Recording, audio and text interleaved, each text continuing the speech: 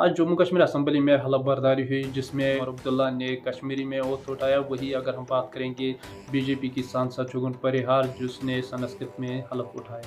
और अगर हम बात करेंगे इस असम्बली के हवाले से तो इस असम्बली में अभी तक जो मुद्दत थी वो 6 साल की रहती थी, लेकिन अब वो घटकर 5 साल होगी। 51 एमएलएज ऐसे हैं जो पहली बार चुन के आए हैं, जिसमें सबसे यंगेस्ट जो है शुगुन परिहार कश्तवाड़ से बीजेपी की सांसद, और जो सबसे उम्र दराज हैं वो अब्दुर्रहीम राथर नेशनल कॉन्फ्रेंस के मेंबर हैं। और अगर हम बात करेंगे अब्दुर्रहीम राथर की तो अब्दुर्रहीम राथर 7वीं बार चुन के आए हैं। उसके साथ उसके हमरा अली मोहम्मद सागर जो खानियार से 7वीं बार वो भी चुन के आए हैं। उमर अब्दुल्ला ने 2 जगह से इलेक्शन जीता था, जिसमें उन्होंने गांधरबल की सीट को रिटेन कर दिया है और बडगाम की सीट छोड़ दी है।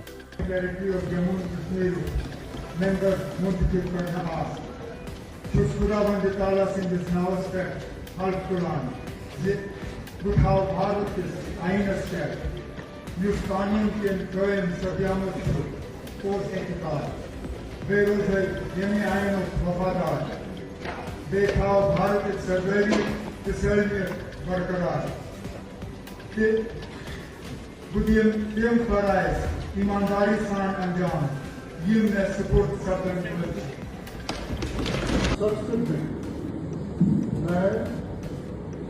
जय श्री राम।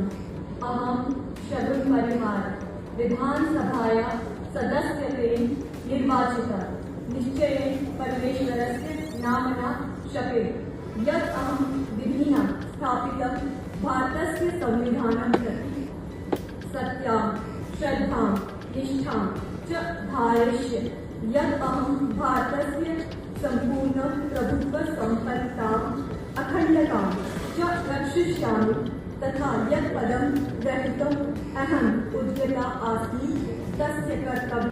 कल के हमले के बाद अगर हम बात करेंगे नेशनल कॉन्फ्रेंस की मुश्किलात जो है बढ़ती दिखाई दे रही हैं। जिस तरह से कल गांधरबल गगरियान में एक बड़ा हमला हुआ है जिसमें 7 लोगों की मौत वाक़ा हुई है, और कहीं ना कहीं ये नेशनल कॉन्फ्रेंस के लिए अच्छी खबर नहीं है। और नेशनल कॉन्फ्रेंस जो पहले जब से उन्होंने हुकूमत संभाली है तो स्टेटहुड की मांग कर रहे थे। हालांकि पहली कैबिनेट में भी उन्होंने रेजोल्यूशन पास किया था स्टेटहुड की बहाली के लिए, और कहीं ना कहीं वो सेंटर पे लगातार दबाव बना रहे थे कि जम्मू कश्मीर को रियासत का दर्जा वापस मिलना चाहिए। और जिस तरह से आज फारूक अब्दुल्ला की बयानबाजी हुई, क्योंकि हालांकि इससे पहले जब इस तरह के हमले होते थे तो फारूक अब्दुल्ला हमेशा से बातचीत के हामी रहते थे, लेकिन आज जिस तरह से वो पाकिस्तान पे बरसे और जिस तरह से उन्होंने कहा कि पाकिस्तान ने हमेशा से यहाँ पे हालात ख़राब करने की कोशिश की है और ये जम्मू कश्मीर लोगों के लिए अच्छी बात नहीं है। और साथ ही साथ उन्होंने कहा कि कश्मीर कभी भी पाकिस्तान नहीं बनेगा और कि अगर इस तरह के वाक़ात होंगे तो बातचीत भी नहीं हो पाएगी। मैं पाकिस्तान के हुक्मरानों से ये कहना चाहता हूँ, अगर वो सचमुच हिंदुस्तान से दोस्ती चाहते हैं तो फिर ये बंद कीजिए। कश्मीर पाकिस्तान नहीं बनेगा, नहीं बनेगा, नहीं बनेगा। हमें मेहरबानी करके इज्जत से रहने दीजिए, तरक्की करने दीजिए। तब तक आप ये हम लोगों को मुसीबत में डालते रहेंगे। 47 से आपने शुरू किया, कबाली भेजे, बेगुनाहों को मरवाया, क्या पाकिस्तान बना? जब ये 75 साल में पाकिस्तान नहीं बना, आज कैसे बनेगा? अल्लाह के वास्ते अपने मुल्क की तरफ देखिए, उसी तरक्की को कीजिए और हम लोगों को अपने खुदा के पास छोड़ दीजिए। हम अपनी तकदीर बनाना चाहते हैं, हम इन मुसीबत से निकलना चाहते हैं, हमें यहाँ की गरीबी को दूर करना चाहते हैं, बेकारी को दूर करना चाहते हैं। इस आतंकवाद से ये नहीं बनेगा। देखिए वो हम सब पे पड़ेगा, टूरिज्म तो छोड़ दीजिए, हम लोगों पे पड़ेगा, हम गरीबों पे पड़ेगा। हम लोग कैसे आगे बढ़ेंगे अगर यही चलता रहा? वक्त आ गया कि इनको बंद करना चाहिए ये,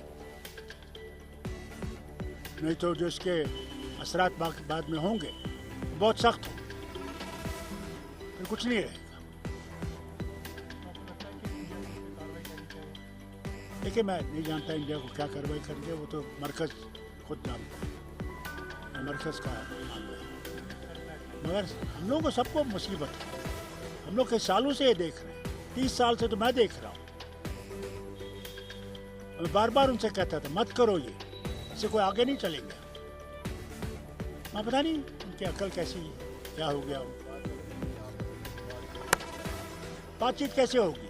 आप हमारे बेगुनाहों को मार डालें, फिर कहें बातचीत करो। नेशनल कॉन्फ्रेंस के लिए मुश्किलात बढ़ती हुई दिखाई दे रही है, क्योंकि जिस तरह से वो स्टेटहुड की मांग लगातार कर रहे थे, स्टेटहुड की बहाली की मांग कर रहे थे, जब इस तरह से कल हमला हुआ जिसमें 7 लोगों की मौत वाक़ा हुई, कहीं ना कहीं ये जो नेशनल कॉन्फ्रेंस के लिए अच्छी खबर नहीं है। नेशनल कॉन्फ्रेंस की मुश्किलात जो है वो बढ़ती हुई दिखाई दे रही है, लेकिन आप इसको सेंट्रल गवर्नमेंट कितना सीरियसली लेता है इस हमले के हवाले से। लेकिन अगर हम पहले अभी की मौजूदा सूरत हाल की बात करें तो अभी स्टेटहुड का मसला जो है वो ठंडा पड़ने वाला है। अगर हम बात करेंगे उमर अब्दुल्ला की सरकार जब से बनी है तब से ये दूसरा हमला है। पहला इससे पहले जो है शोपियान में एक वाक़ा पेश आया, वहाँ लोकल एक वर्कर था, उनकी मौत वाक़ा हुई है। लेकिन कल जो बड़ा हालात पेश आए हैं उसमें 7 लोगों की मौत वाक़ा हुई है।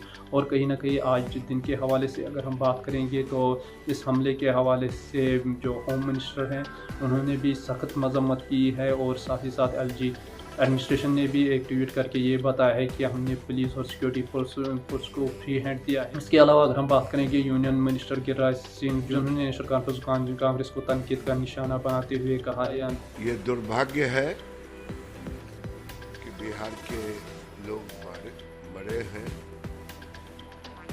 हम उस परिवार के प्रति संवेदना व्यक्त करते हैं, लेकिन राहुल गांधी से पूछता हूँ और फारूक अब्दुल्ला से, जब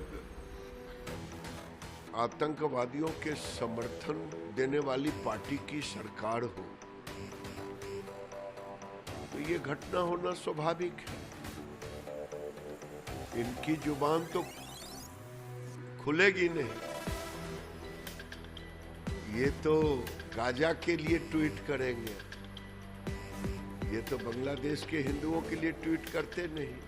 उसी तरह से अभी हिंदू अगर मारा गया है और आतंकवादी हुआ है, सरकार तो अब उन्हीं की है, तो मुरसैया कोतवाल तो डर काहे, गांव की कहावत है ये, अब डर काहे रहेगा, क्योंकि हम उमर अब्दुल्ला मुख्यमंत्री, राहुल गांधी संरक्षक, फारूक अब्दुल्ला डायरेक्टर,